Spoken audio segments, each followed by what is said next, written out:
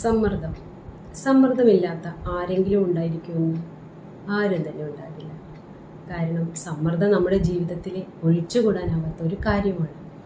കാരണം സമ്മർദ്ദമുണ്ടെങ്കിൽ മാത്രമേ നമ്മുടെ കാര്യങ്ങളൊക്കെ ഭംഗിയായിട്ട് ചെയ്തു തീർക്കാൻ സാധിക്കുകയുള്ളൂ.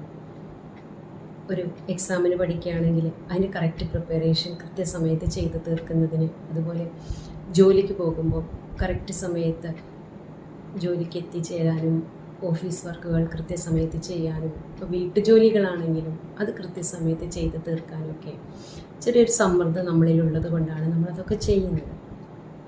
എന്നാൽ ഈ സമ്മർദ്ദത്തെ നമ്മൾ കൈകാര്യം ചെയ്യാൻ പഠിച്ചിട്ടില്ലെങ്കിലോ അത് നമ്മളെ നിയന്ത്രിക്കാൻ തുടങ്ങും, അല്ലേ? അപ്പോൾ അത് നമ്മളെ നിയന്ത്രിക്കുമ്പോൾ എന്ത് സംഭവിക്കും? നമുക്ക് അത് മനസ്സിനെ ബാധിക്കും. പിന്നെ നമുക്ക് ഡിപ്രഷൻ വരാൻ തുടങ്ങും, ആൻസൈറ്റി ഉണ്ടാകും, അങ്ങനെ പല പ്രശ്നങ്ങളും ഉണ്ടാവും, തലവേദന വരും. അപ്പോൾ സ്ട്രെസ്സിനെ മാനേജ് ചെയ്യാനും നമ്മൾ പഠിക്കണം. അപ്പോൾ സ്ട്രെസ്സിനെ എങ്ങനെയൊക്കെ മാനേജ് ചെയ്യാം? ആദ്യം 4A പരിചയപ്പെടുത്തി തരാം. അതിൽ ആദ്യത്തെ A എന്ന് പറയുന്നത് അവോയ്ഡ്. നമ്മൾ സ്ട്രെസ്ഫുൾ ആയിട്ടുള്ള സിറ്റുവേഷനെ നമ്മൾ അവോയ്ഡ് ചെയ്യാം, ഒഴിവാക്കുക. ഇപ്പോൾ ഒരു ട്രാഫിക് ബ്ലോക്കിൽ നിൽക്കുന്ന സമയത്ത് നമുക്ക് സ്ട്രെസ്സ് വരുന്നുണ്ടെന്ന് കരുതാം. ആ സമയത്ത് നമുക്ക് മറ്റുള്ള വഴികളിലൂടെ പോകുന്നതുകൊണ്ട് നമുക്ക് ആ സ്ട്രെസ്സിനെ ഒഴിവാക്കിക്കൂടെ? ഒന്ന് മാറ്റിപ്പിടിക്കുക വഴി. അതുപോലെ ഇപ്പോൾ നെഗറ്റീവ് ന്യൂസ് വായിച്ചിട്ട്, പത്രത്തിലൊക്കെ നെഗറ്റീവ് ന്യൂസുകൾ വായിക്കുമ്പോൾ നമുക്ക് അത് ഇങ്ങനെയൊക്കെ വായിക്കുന്നതിനനുസരിച്ച് നമ്മളിൽ ഭയങ്കര വിഷമം വരുന്നതും അങ്ങനെയൊക്കെ വരുന്ന സമയത്ത് നമുക്ക് ആ ന്യൂസ് വായിക്കുന്നത് നിർത്തിക്കൂടെ?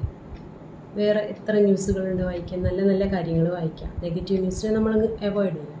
അപ്പോൾ നമുക്ക് അവിടെ ഉണ്ടാകുന്ന സമ്മർദ്ദത്തെ കുറയ്ക്കാൻ സാധിക്കും. മറ്റൊന്ന് അൾട്ടർ ചെയ്യുക. അൾട്ടർ എന്ന് പറഞ്ഞാൽ ചേഞ്ച് ചെയ്യാം. നമുക്കിപ്പോൾ ഓഫീസിലൊരു വലിയ ടാസ്ക് തന്നു വിചാരിക്കുക ചെയ്യാം. അപ്പോൾ നമുക്കതിനെ ചെറിയ സ്മോൾ ടാസ്കുകളാക്കി മാറ്റിയിട്ട് മെല്ലെ മെല്ലെ ഓരോന്നായിട്ട് ചെയ്ത് തീർക്കാൻ പറ്റും. അത് സമ്മർദ്ദം കുറയ്ക്കാൻ സഹായിക്കും. ഇപ്പോൾ എക്സാമിൻ്റെ സമയത്ത് എക്സാമിന് പോകുമ്പോൾ ഭയങ്കര പേടി വരികയാണെങ്കിൽ നമുക്ക് മാറ്റിയൊന്ന് ചിന്തിച്ച് നോക്കുക. ആ എക്സാമിലൂടെ നമ്മൾക്ക് എന്ത് നേട്ടം ഉണ്ടാകുന്നു നോക്കുക. വല്ല പ്രൊമോഷൻ കിട്ടുകയോ അല്ലെങ്കിൽ ഒരു വലിയ കോഴ്സിലേക്ക് അഡ്മിഷൻ കിട്ടുകയോ അങ്ങനെയൊക്കെ ചെയ്യുന്നത് ആലോചിക്കുക. അതൊക്കെ കിട്ടുന്നതായിട്ട് ആലോചിച്ച് നോക്കുക. അപ്പോൾ നമ്മളിൽ ഒരു സന്തോഷം ഉണ്ടാവും. അപ്പോൾ സമ്മർദ്ദത്തെ നമുക്കതിലൂടെ ഇല്ലാതെയാക്കാൻ സാധിക്കും. മൂന്നാമത്തെ A ആണ് അഡാപ്റ്റ് ചെയ്യുക. ആ സിറ്റുവേഷനെ നമ്മളങ്ങ് മാറ്റാം. എങ്ങനെ മാറ്റാം? ഇപ്പോൾ നമ്മളിൽ ഒരാൾക്കൊരു ചെറിയൊരു ആക്സിഡൻറ്റ് പറ്റി, കൈക്ക് ഫ്രാക്ചറുണ്ട്. അപ്പം അയാൾക്കത് ഒരു പരിപാടിക്ക് പോകാനൊന്നും പറ്റുന്നില്ല. ഭയങ്കര സങ്കടപ്പെട്ട്, എനിക്ക് മാത്രമാണല്ലോ വന്നത്, അങ്ങനെ സങ്കടപ്പെട്ടിരിക്കുമ്പോൾ നമ്മളിൽ സ്ട്രെസ് ഉണ്ടാകും. അപ്പോൾ നമുക്കത് മാറ്റാൻ വേണ്ടിയിട്ട് ഒന്ന് മാറ്റി ചിന്തിച്ച് നോക്കുക. എനിക്ക് ഇത്രയല്ലേ പറ്റിയുള്ളൂ, എൻ്റെ തലയ്ക്കോ ഒറ്റോ പറ്റിയിരുന്നെങ്കിലോ, ഞാൻ കോമ സ്റ്റേജിലായിരുന്നെങ്കിലും, അങ്ങനെയൊക്കെ ഒന്ന് ആലോചിച്ച് നോക്കിക്കൂടെ? അപ്പോൾ നമുക്ക് ഇത്രയല്ലേ പറ്റിയുള്ളൂ എന്ന് ആലോചിക്കുമ്പോൾ നമുക്ക് അവിടെ സമ്മർദ്ദത്തെ ഒഴിവാക്കാൻ, ഇല്ലാതെയാക്കാൻ സഹായിക്കും. പിന്നെ മറ്റൊന്ന് അക്സെപ്റ്റ് ചെയ്യുക. ആ സിറ്റുവേഷൻ നമ്മളങ്ങ് മനസ്സുകൊണ്ട് അക്സെപ്റ്റ് ചെയ്യുക. അപ്പോൾ നമുക്കതിൽ നിന്ന് സ്ട്രെസ് ഇല്ലാതെ ഒരു മാനസികാവസ്ഥയിലേക്ക് എത്തിക്കാൻ പറ്റും. ഇപ്പോൾ കൊറോണ സിറ്റുവേഷനൊക്കെ നമ്മൾ അതിജീവിച്ചില്ലേ? അന്ന് നമ്മൾ ലോക്ക്ഡൗൺ ആവുന്ന സമയത്ത് ഒത്തിരി പേരിൽ ഭയങ്കര സമ്മർദ്ദമൊക്കെ ഉണ്ടായി. എന്നിട്ടും ആ സിറ്റുവേഷൻ നമ്മൾ മനസ്സുകൊണ്ട് അക്സെപ്റ്റ് ചെയ്ത കാരണം നമ്മൾക്ക് അതിനെയും അതിജീവിക്കാൻ സാധിച്ചില്ലേ? ഈ 4A പ്രാക്ടീസ് ചെയ്യുക. അതിന് പുറമെ 4-7-8 ബ്രീത്തിങ്. 1 to 4 വരെ കൗണ്ട് ചെയ്ത് ബ്രീത്ത് എടുക്കുക. 1 to 7 വരെ കൗണ്ട് ചെയ്ത് അതിനെ ഹോൾഡ് ചെയ്യുക.